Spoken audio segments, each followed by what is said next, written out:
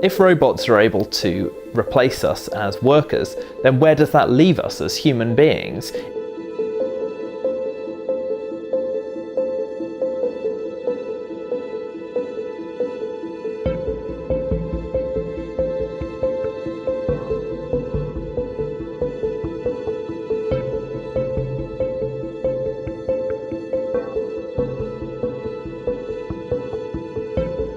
I think that what we're going to see over the next 10 to 20 years is a sort of a transformation of the workplace. I think regardless of which industry you look at, we're going to see massive sweeping changes take place thanks to robotics and artificial intelligence.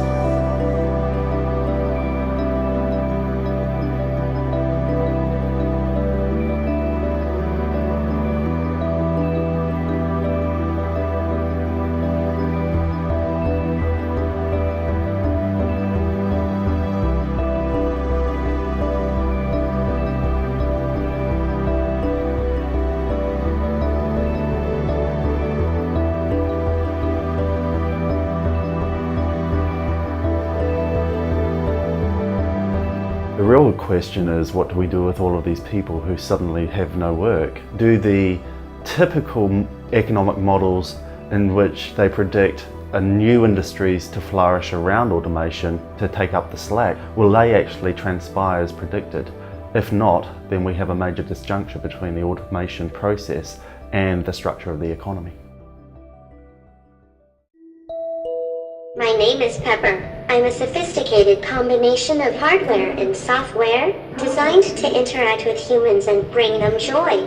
Why don't we start this off with a quick fist bump?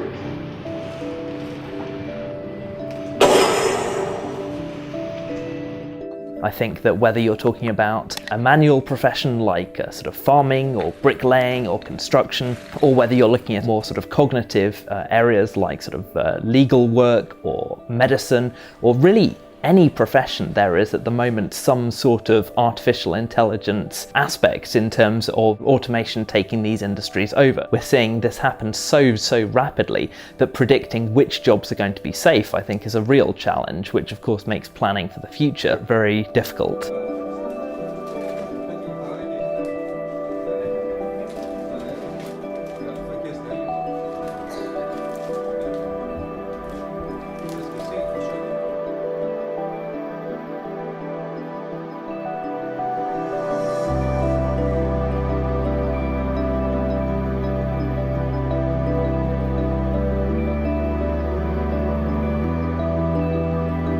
I think it's fairly clear that if you look at the history of human employment, that there are certain types of job that it's actually been desirable to replace. We always think that techno replacement, or we fear that techno replacement is always a bad thing because it's putting people out of work. But for example, if you were to look at sort of child chimney sweeps in the Victorian era, I don't think anyone says, well, we should bring them back because, you know, what are all of these 11 to 14-year-olds doing for work at this stage? Every industry is going to have to face this question where you have the luxury of being able to choose between something that can be carried out maybe sort of very rapidly and very efficiently by a machine and actually having a more human alternative as well. The jobs that do remain, are they going to be ones that are secure and worthwhile for its participants, or are they just going to cause misery?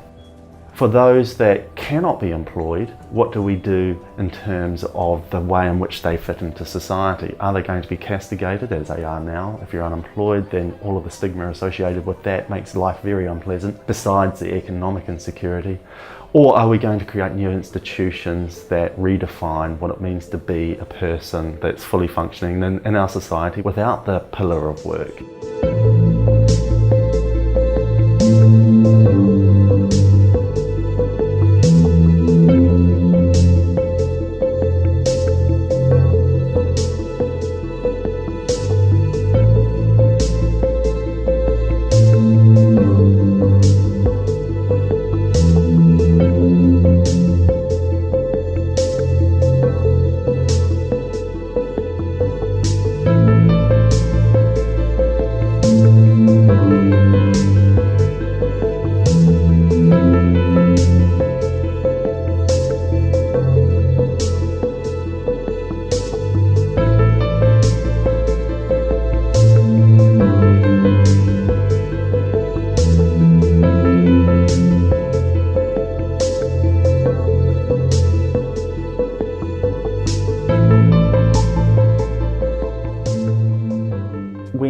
go back, step one back further, look at the bigger picture around how organisations and big businesses are set up in terms of what drives them.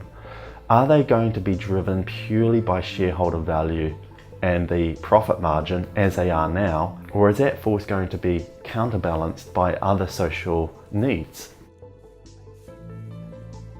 One of the questions that we really need to ask is, what are we going to do if machines carry out all of the work that's out there? I think that that's not necessarily a positive. I think certainly there's unpleasant work that we might want to get rid of, but there are certainly tasks that in fact give us a sense of identity and a sense of belonging that we don't want to get rid of. I think that ultimately what we need to do is to start looking at the kinds of jobs that maybe we want to carry out as a society, that we would enjoy carrying out, that we would like to see other humans carry out as well. And these are things that aren't necessarily going to ever be replaceable by automation, because even though technology can be capable of carrying these tasks out, maybe there are certain things that we want to leave up to humans. I think we've got a whole set of decisions and choices that we have to make in the future. It's certainly not inevitable that technology is going to play out and automation is going to play out in a predictable way. We have a lot of choice over how it does and what that means for the people in work and who get left behind.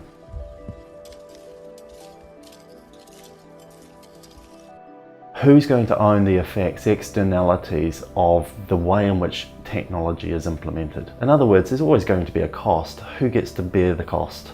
Is it going to be the unemployed worker totally, or is that cost going to be distributed across society in a more fairer way? Again, that's a big question that we need to ask.